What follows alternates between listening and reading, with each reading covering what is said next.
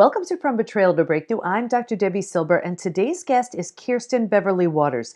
Kirsten is a yoga medicine teacher, fitness coach, author, and motivational speaker. Through her unique approach to teaching movement, which is founded on mental wellness, whole body health, and spiritual groundedness, Kirsten has built a name for herself in helping others find their sacred body and soul connection. But when it comes to defining her heights of her career, Kirsten credits the low moments in her life with enabling her to find her voice and harness her powers.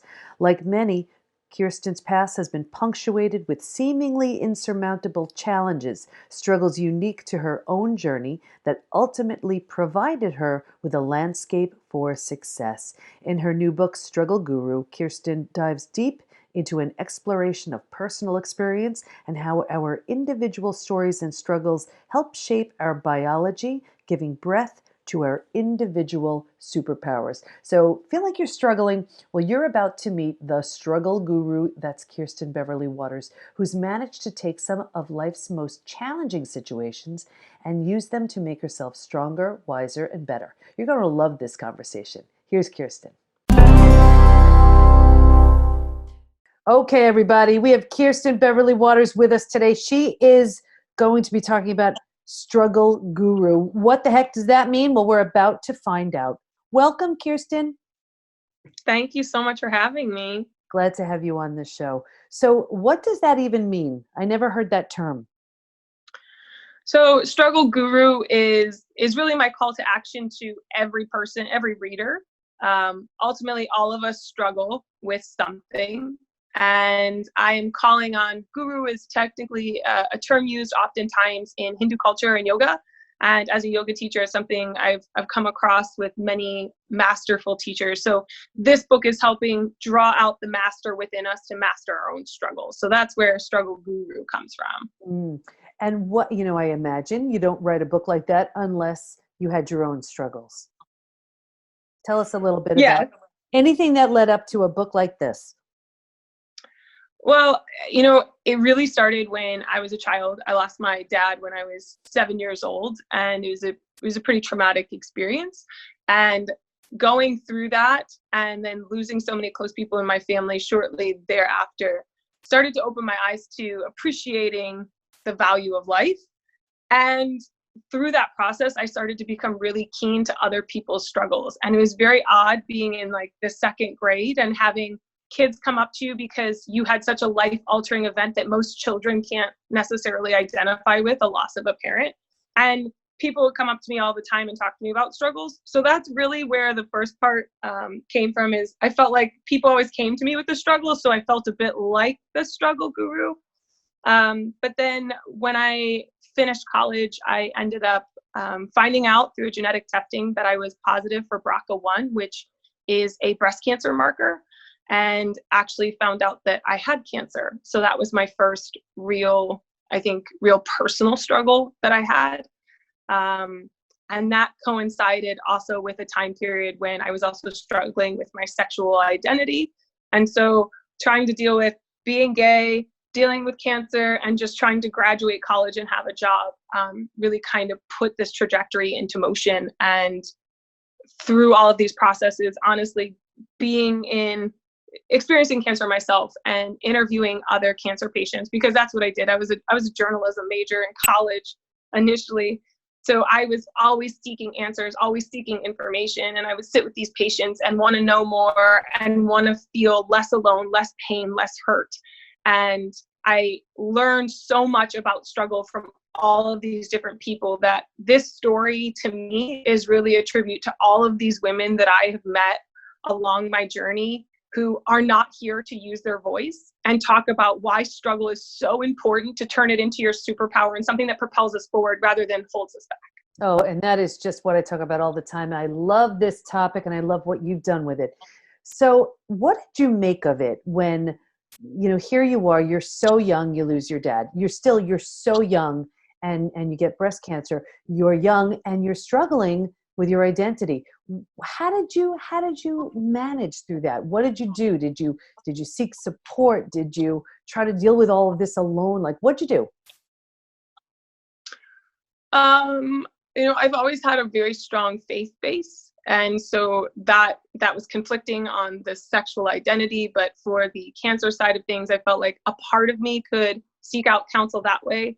But truthfully, I met a mentor in college who was very devout in her faith, but was also gay.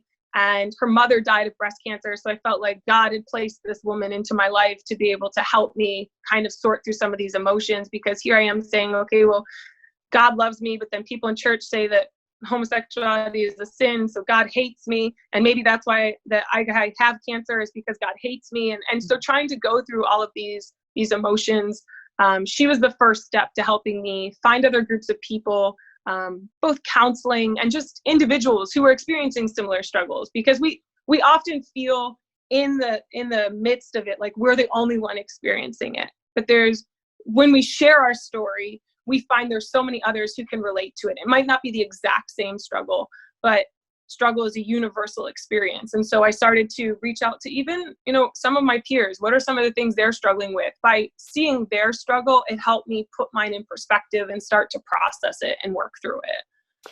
And it's such a big thing when it comes to our religion. Here it is, we're told this set of rules, and we're just being who we are. And how could it possibly be that somehow we're not right, or we're not okay, or we're not accepted, or whatever that is, or we're wrong for being honest and real with ourselves? So what did that do for you as far as just how you managed your religion?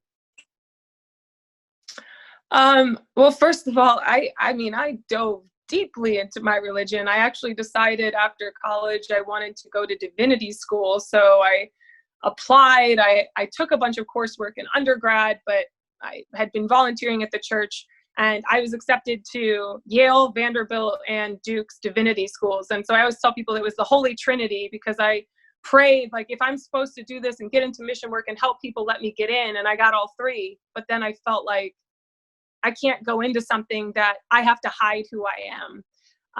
But through that, I had the opportunity to study Greek and read the New Testament in its original form, and found out a lot of things that have been a little shifted socially. So it might be controversial, but I found out like homosexual wasn't even a word in the Bible until the civil rights movement. So that was huge for me. Like, adding that in there started to help me kind of peel back the layers. And everybody likes to kind of pick and choose what fits them. And ultimately, I came to a space where I believe that the God that I have grown to know, love, and have faith in loves me and all of me. And if you can say that God doesn't make mistakes, then I'm not a mistake. And what I experience is not a mistake. And that wholeness was like a trajectory that took me a completely different direction. You could even feel, you feel the confidence in that statement. You feel the belief in that statement. And it's so powerful. So often we're taught not to question things, not to question authority, not to question someone who just, they're just sharing what they think is their truth, or what they've been taught. And we hesitate to question it. But I invite everybody, question everything, including yourself, right? You may have these beliefs, these thoughts, these ideas that truly don't serve you. And when you question yourself, the challenge is it can cause everything else to unravel. But it's in that unraveling, that's where we find our truth. But it's also in that unraveling we heal. So tell me about now, because I want to make that connection physically with where you were mentally and emotionally. So when you were not in that whole and healed place, you mentioned you had breast cancer, so that's certainly how it's, things are manifesting physically. Not by any means does that mean your thoughts actually created that. I'm not suggesting that. It's just one of those things that the issues are in the tissues and a contributing factor. But tell us how you were mentally and emotionally and physically at the same time, as opposed to when you felt a lot better. What happened to your body when your mind changed as well? Well, I think one of the things you said, the issues is in the tissues, brings up a very key point in how that shifted. I'm a huge believer, right? Like, basic physics tells us that energy is neither created nor destroyed. It's only transferred. And I struggled greatly with people always telling me, Kirsten, you need to fight, you need to fight, you need to fight. Well, if I'm fighting mentally, something has to give, and that's going to come physically. And that's where our immune system can become compromised. And, I've struggled with depression most of my life, and going through cancer certainly didn't help the matter. And so this energy being used mentally, I do feel in some ways open my immune system to things that maybe it would not have if I was a little stronger mentally. And that's not to say that having depression or going through cancer and is a weakness mentally, but that for me personally, I saw a shift when I could start to speak my truth and be honest with who I was, because it alleviated so much of this mental pressure and mental strain that my physical body could start to take over and could start to heal itself. And those issues in the tissues really, truly did start to shift, right? And you can feel that. And that's struggle guru. You are a manifestation of your thoughts. The more stories we tell ourselves, I can't, I won't, I never will be able to, we will manifest those in our actions and the way we breathe and the way we communicate, the people we choose to hang out with, the food we eat. I've coached people in fitness and wellness for more than 15 years. And people are always like, what's the diet that's going to do it? What's the fitness program? And I'm like, it's right between your ears. Like, it starts up here. That shift is so important, and you possess the power, which is empowering and also debilitating. If you're, like for me, having depression and having cancer, being stuck in that space, it feels like, great, you're telling me my cure lies within me and in my brain, and I don't feel strong enough. And that's why these communities and these stories are so powerful. So the shift for me was connecting more with individuals and recognizing like what my truth was, who I really am, and allowing that to be the healing medicine that my body really needed. I love what you just shared, because it's so true. When we take responsibility, that's when we get our power back. And we're so busy handing it over to everybody else who we assume knows better. But that's not the case. And we know we're speaking our truth. We know it's working, whatever it is, when we're congruent, when our thoughts, behaviors, actions are so completely aligned and we're in flow. And if we do nothing else but ask ourselves, how does this feel? Because if it doesn't feel good, there's something not aligned. There's something we're believing that isn't serving us. There's something we're doing that isn't working for us. And it's in stopping and paying attention to that. That's when we can really shift. In your case, physically heal. And you said something else about the immune system, and this is just for everybody. The way the immune system is, it's like an internal army. When it's strong, that army protects its borders. And when it's weakened, it's like the army is fast asleep, invaders get in. And it's any sort of stress suppresses the immune system. And think of the stress of, am I going to be accepted, loved, valued for who I am? How am I going to get out of this jam? Breast cancer is a pretty severe thing. And I lost my dad at a young age. So you could really see what it would do to your immune system. But I love how you became aware of that shift. So tell us the difference in, once you started making those different connections and changing the way you thought, how did it change your body? How did it change your mind? What did it lead to? So for me, probably the biggest thing is it shifted my career. Coming, like I said, I started in a journalism background and was in public relations, and I was working for Target right out of college and working with human resources. None of that felt right? Like, so this goes back to like, it didn't feel right, because I knew I wanted to help people. And that's part of the reason I wanted to get into missions work and work within my faith. But I felt like God was directing me in a different way. And I went back to school, took all of the science coursework and medical exams to go to medical school, thought that being a doctor would be the right answer.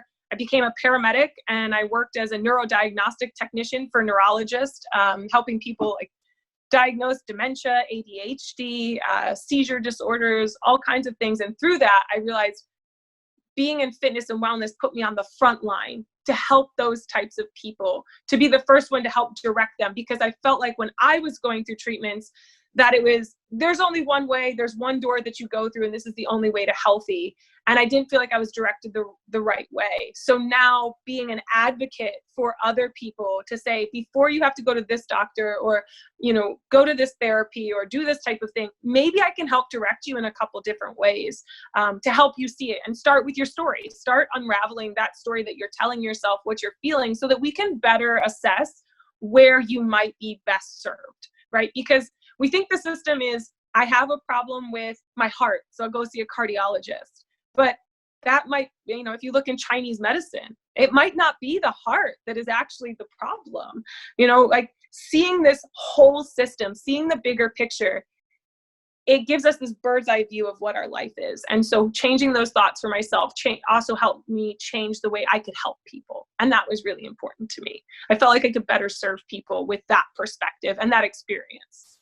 And here's where, people are so afraid of crisis and trauma, but it opens the doors to so many things. And it gives us this insight, this perspective that we never would have had without it. And we become so clear on who we are, what we want, what it is. And, it's interesting because you mentioned, I want to help people. And that's the underlying who you are, but it really didn't show itself in the way that truly feels right to you until you went through all of your healing. So give us a story or two about people you've worked with where you directed them based on what they were going through. And maybe they said, this is what I'm dealing with and this is what I need. And then after, you kind of worked with them a little, they realized, oh, that's not it at all.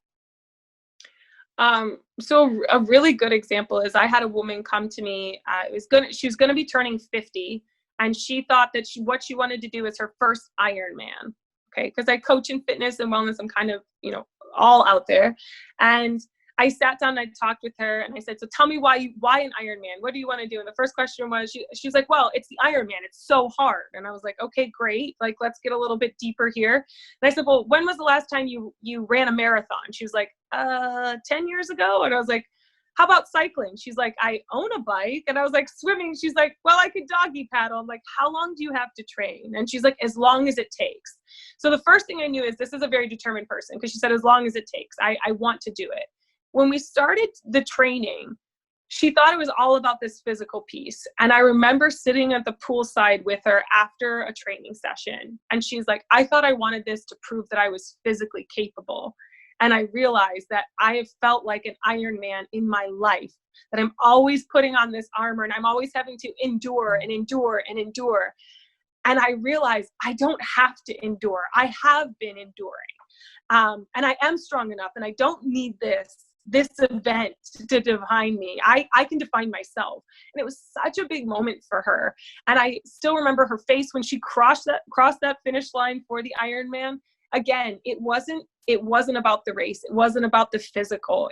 For her, she felt like she had found a sense of healing in herself that she didn't know was possible. And that is perhaps one of my favorite. I still train her to this day, and she's brought many other women my way who people have told them, no, it's impossible. You can't do it. And I love that idea of this is impossible. We can't solve this problem. And I'm like, please give me a puzzle that's impossible. Let's dive in and look at it. So that's perhaps one of my favorite. I did have another student though, who I met with in college, because I've had many lives, I feel like, at a young age. Yeah. You know what? And before you get into that story, I love the insight that she had when she realized that she was always, pushing and striving and all that. I really thought you were going to just take that left turn there and say, and so she decided she didn't want to do it and she was good with it. And so go her. She's like, screw this is dumb. Yeah. Like, once you realize that, it's like, okay, lesson learned, let's go out for pizza. But good for her that she just did it anyway. Wonderful. Okay. So tell us about the other story.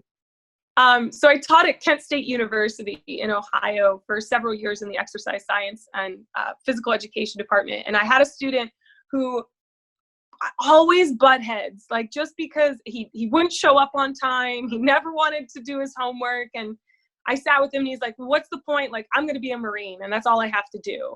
And so I was like, what do you mean I'm just going to be a Marine? And I said, first of all, to be a Marine is an impressive thing. I have several family members of mine who are Marines, and I have great respect for them in the military. And I'm like, so you're not just a Marine. Be very aware of that. And he's like, well, I won't amount to anything else. He's like, I'm just here to make my parents happy, and then I'll go and I'll be a Marine, and that will be my thing. And, you know, I'll probably die over in another country somewhere. And that broke my heart. And when we sat down, he had never felt like he was anybody. One, because he was the youngest of a very large family. So he kind of felt like left out. And no one had ever asked him what he really wanted, or that he had the ability to make that happen.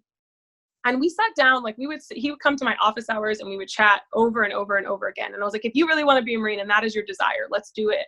I'm here to help you and support you.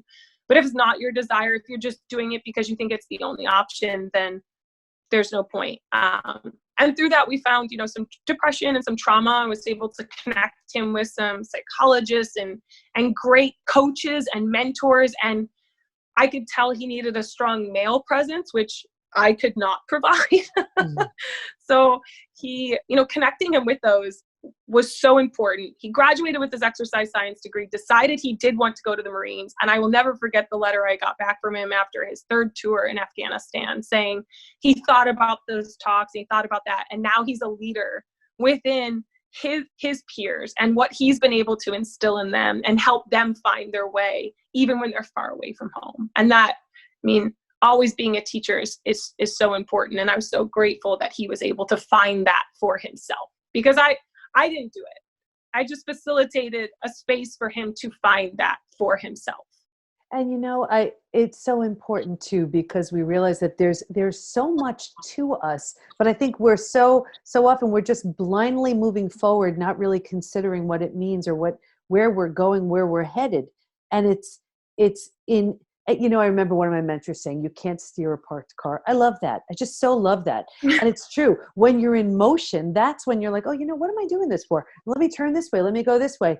And it's in that process. That's where all that self-discovery or rediscovering is all about. So it's just beautiful. So if you were to say, what are the steps that someone should take? Let's just say they know they're struggling, and that's become very familiar. And it feels very safe because it's very familiar, but they don't feel good about it. Someone comes to you like that. What do you suggest to them? Well, I mean, if they're coming and they're not comfortable with what they're struggling with, but they know that they're struggling. For me, a lot of my modalities involve movement. So whether it's through meditation, yoga, even Shinrin Yoku, so forest bathing, like taking them out in nature and connecting them. I have found so many times that being out in nature, when we strip the four walls back, the walls around our heart, around our mind start to come down too. And we're able to be more honest and authentic with ourselves. And I use this analogy for some of my students that I've taught in the past is, imagine your life is a book. And right now, however old you are, is how many chapters you have. Could you imagine in a book, if the same chapter was repeated, say 40 times, you're 40 years old, would you know, if you read that book, that you were reading the same chapter over and over and over again? And they're like, well, yeah, it would be very obvious, like clearly the same sentences, the same structure, the same plot. I said, and yet so many of us live the exact same chapter over and over and over again. So question.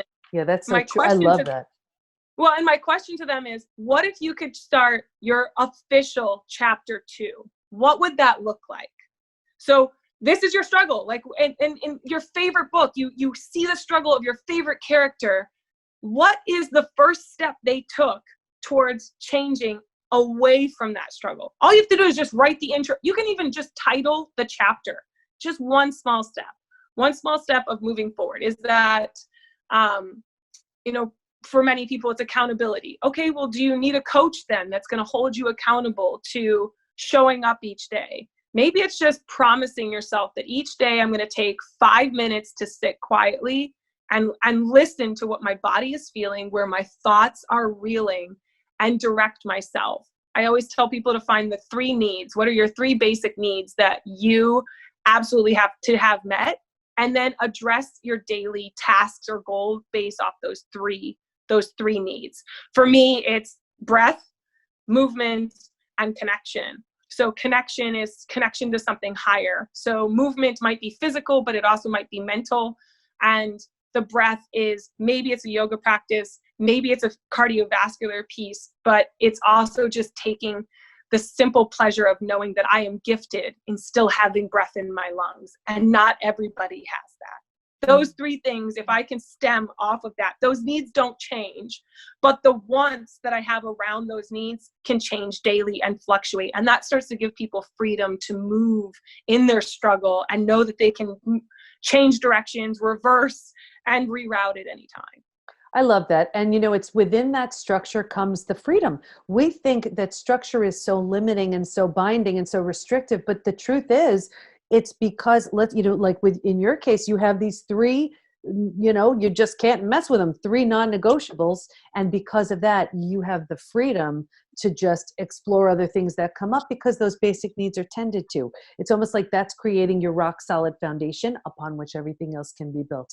I love that. And you know what? It's so amazing because how many people are living that same chapter over and over and over again. In the 5 stages from betrayal to breakthrough, stage 3 is when we're totally stuck. We're just absolutely stuck and we're surviving, but that's as good as it gets. And that's probably the stage where people are just rewriting and reliving that same chapter over and over and over again. I like that analogy, and I'll be using it, but I'll be giving you credit for it too.